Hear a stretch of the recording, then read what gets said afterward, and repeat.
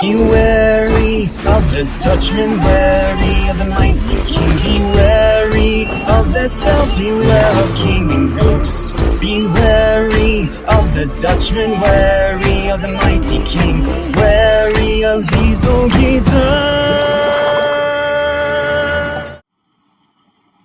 What's up? What's happening? What's going on, everybody? Welcome back to Animation Station, which is here for anything and everything animation, including TV and movies. I'm your host, Jackson Small, and welcome back to our marathon about a sponge that lives in a pineapple under the sea. SpongeBob Month 8, The End of the Dark Ages. And today, we have yet another special. However, unfortunately, unlike with Frozen Face Off, this one is, this one's terrible. I'm sorry, this one's terrible. Like, this is one of those specials that I often forget even is a special, and honestly shouldn't even be a special. Like, it is crap. It is absolute, complete, unmitigated, categorical crap.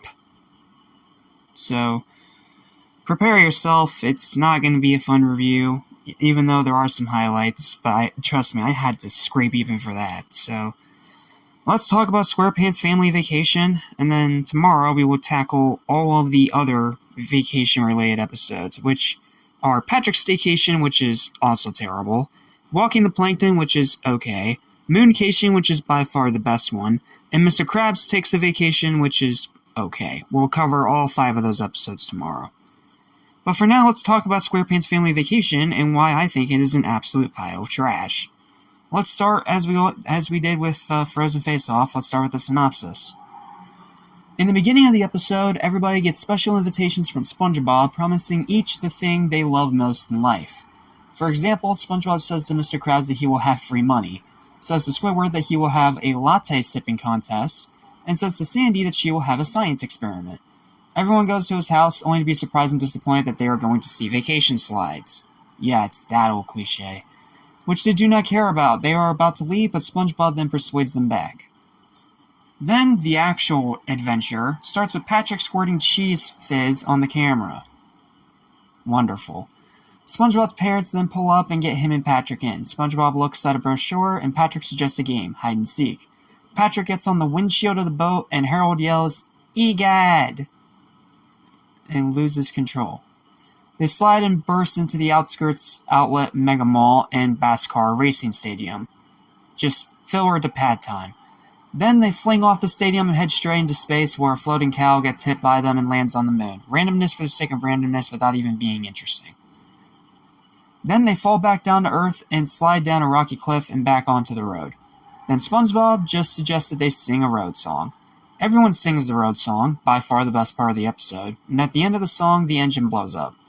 They move the boat to a local service station. They wait in an outhouse. Margaret sees a playground and offers SpongeBob and Patrick to play on it. They do, but they slide down a sewer pipe and onto a small puddle. Act 2. When they get up, they try to get back up, but they cannot. They enter a mysterious red kelp forest with many mushrooms. And somehow they made this extremely boring. They hear a hollering noise and run. It turns out it is a small creature. They then jump over a cliff onto an anemone, which then onto a mushroom. Then behind Patrick is a giant fruit fly for absolutely no reason. They run away and go behind a rock. They hear a noise. It came from a gift shop. SpongeBob wastes his money on useless knickknacks after taking pictures of spoons. They sing the road song wearily. Then SpongeBob decides to play the road song on a flute that he bought at the gift shop. They walk past Harold and Margaret and into the forest again. Animals follow them. The animals suddenly run away because the giant fruit fly is behind them. SpongeBob stops playing. When they turn around, they see the fruit fly wants to give them a lift. For no explanation whatsoever.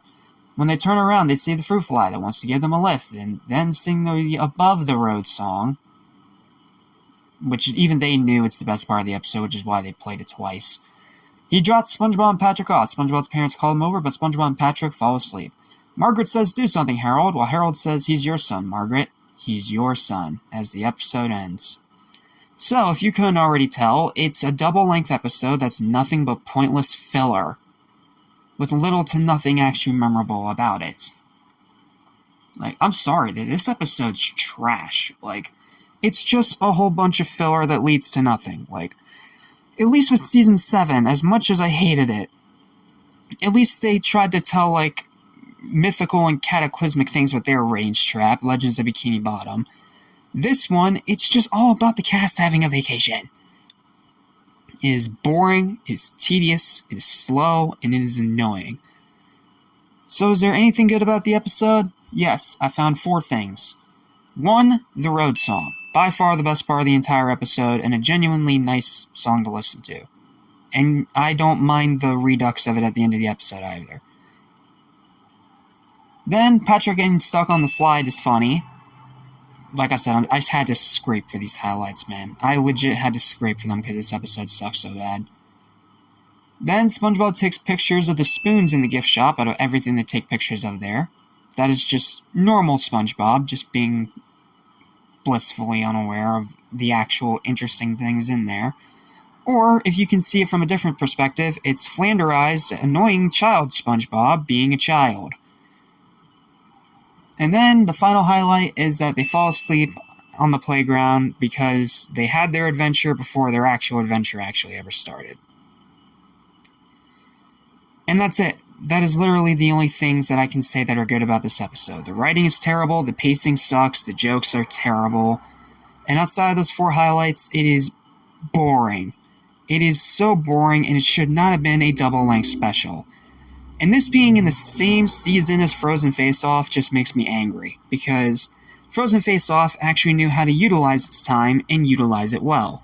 SquarePants Family Vacation uses the double length for no good reason whatsoever outside of more pointless filler that leads to nothing. Like, even when they try to be as outlandish as possible, it still comes off boring because it's lacking any and all personality. So yeah, in short, this episode and this special completely and totally suck balls. And that is why its final verdict is a 2 out of 20. Trash. Absolute, complete, and utter trash. Well, that's it. Thank you guys so much for watching. Sorry for getting angry in this one, but I'm sorry. When an episode is bad, I'm gonna call it bad. And stay tuned, because like I said, tomorrow we got 5 episodes to deal with, and all of them around vacations, and only one of them is actually good. Yeah, it's gonna be rough. So, I'll see you next time for the terrible Patrick Staycation, the decent Walking the Plankton, the really good Mooncation, the painfully average Mr. Krabs Takes a Vacation. Yeah, for some reason, there's just a bunch of vacation episodes for no reason. So, okay, it's actually 4. I thought it was 5, sorry. I'll see you next time for the 4 vacation episodes. Until then, thanks for watching. Bye. And screw this episode, it's trash. Bye. Go watch Frozen Face-Off instead, it is way better. Okay, see you in the next review. Stay spongy. Beware of King